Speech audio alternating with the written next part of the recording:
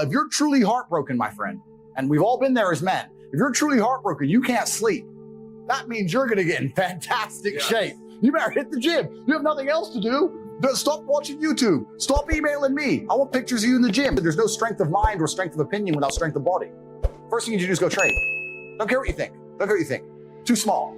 First thing you need to do is go train. That's number one. If you think 2 + 2 is 4, and I think 2 + 2 is 5, and we're gonna argue this to the end, it's gonna be 5.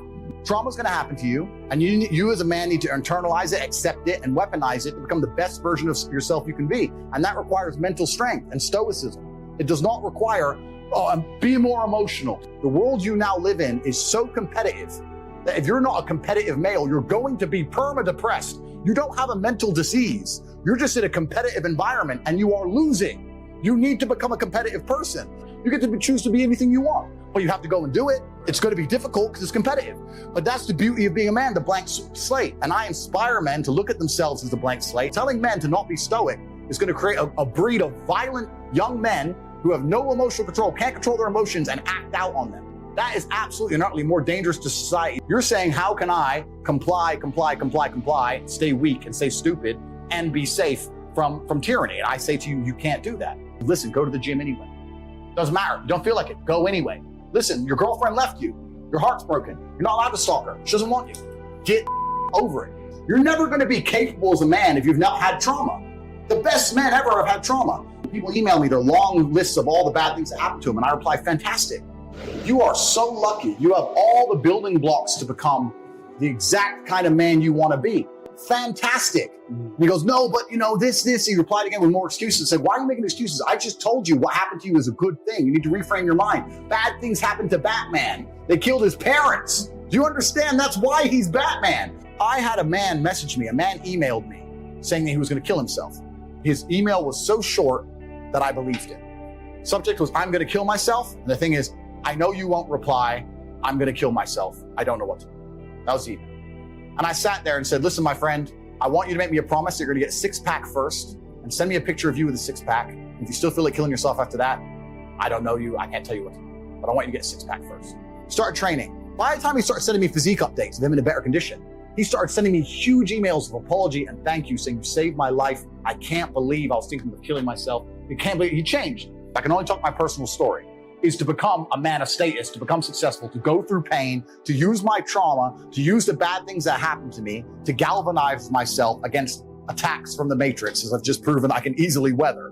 I say this all the time. I say the best things that ever happened to me are the worst things that ever happened. As a man, if you've not had a difficult life, you cannot be good at being a man. Being a good man and being good at being a man, they're two slightly different things. But to be good at being a man, you need to have been through so much. All of the failures are your own. I'm a reflection. I am saying that if you understand how I think and my world, you could have become anything you want to be. But you're unhappy with who you are, and that is your fault. We feel emotions. I would actually argue we feel emotions with certain emotions stronger than women. I would argue that we feel heartbreak stronger than women. I would argue we feel anger like a woman could never understand. Having stoicism's not feeling emotions. It's feeling the emotion and going, okay, why is this happening?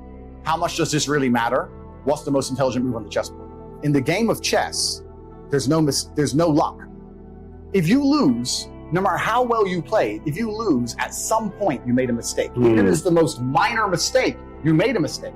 So you learn to understand that no matter what happens to you, if you lose a scenario, you made a mistake. I take all responsibility for absolutely everything, including if a woman leaves me, if a woman stays, if I end up heartbroken, if I end up filled with rage, I take responsibility for that. Emotions are feedback, but stoicism is the ability to process them. And that's what you need to learn as a man. You're never going to be able to turn them off. You're going to feel them. You have to learn how to process them and turn them into a positive. It's energy. It's unlimited energy. All the bad things that happen to you as a man, if you're stoic, you get to take unlimited energy. Heartbreak is unlimited energy. So is depression. So is rage. So is sadness. All these negative emotions they tell you to collapse behind. I was most powerful when I was sad, when I was depressed, when all these things. And the difference was the framing. It was the framing of it. The feeling depressed is real. But the idea that depression is going to strike you in your mind and there's nothing you can do about it, I think that is promoting helplessness amongst depressed people, and that's the reason they kill themselves. If you take two people, one believes in ghosts and one doesn't, you put them both in haunted houses, and in the middle of the night there's a bang. The person who believes in ghosts is now terrified person who doesn't believe in ghosts goes wind and goes back to sleep. It's the same noise, it's the same scenario, but it's the belief That's powerful. in their mind that and ruins their life. It's the belief in their mind that turns against them. I'm only going to construct a mental model that allows me to be as powerful as possible. If believing in the idea of depression is going to take my own power away, then I won't believe in it. I don't want to believe in things that make me weak. My friend, you just told me you're too depressed to be successful and depression has destroyed your life and you lost your girl. I'm telling you that enemy, the enemy in your life isn't real. Depression or sadness is a cure-all excuse for men to use for failure. Be fat, be out of shape, be broke, be unimportant with no girlfriend. And instead of the world thinking you're a loser, you get to say, I'm not a loser, I'm depressed. It's a shield. And I say, that's why you don't want to lose your shield. Because now you have accountability, now you have performance. It's a cop-out. It'd be quite easy for a woman to make a man really happy with super basic things. Just go up to your husband and say, hey, you know more about this.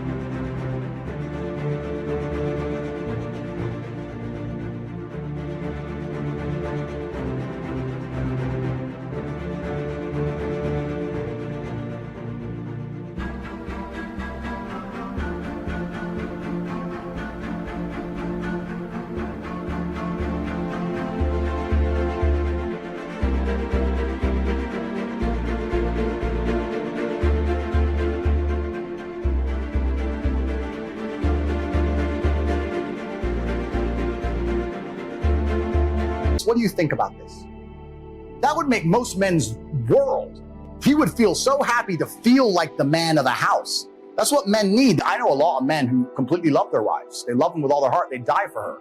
But he's just not respected in his house. He doesn't get to be the man of the house. Is it on him or is it on her? Like, does he need to go earn it or is it on her to provide it? It's a combination of both. Matrix programming is trying to tell him that he shouldn't be allowed to be the man of the house, that he shouldn't be allowed to have any kind of authority in any regard. He shouldn't be allowed to be able to say what happens. The Matrix programming is saying the absolute opposite all the time. And if that's getting into your woman and you don't have that much influence, and that's getting into all your children, you don't have that much influence, it's very hard, I think, for a lot of men to accept being in a position of constant disrespect.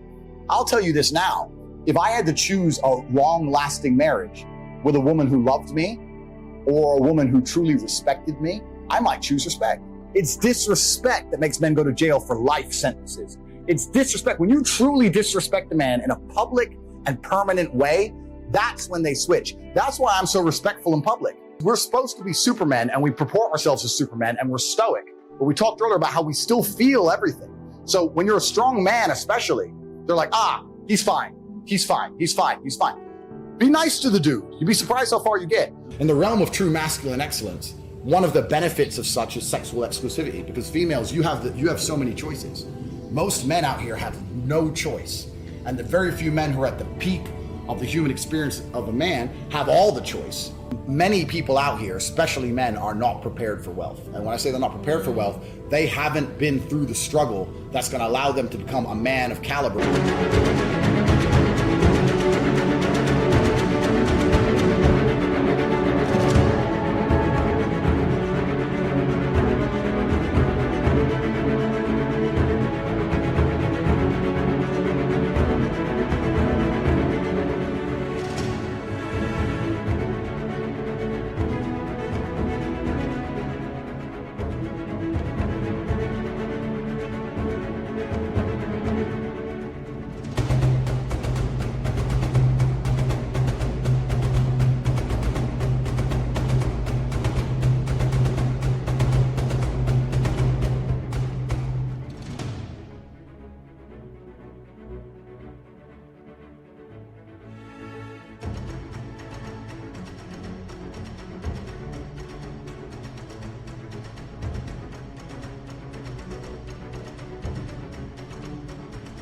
Before they find money.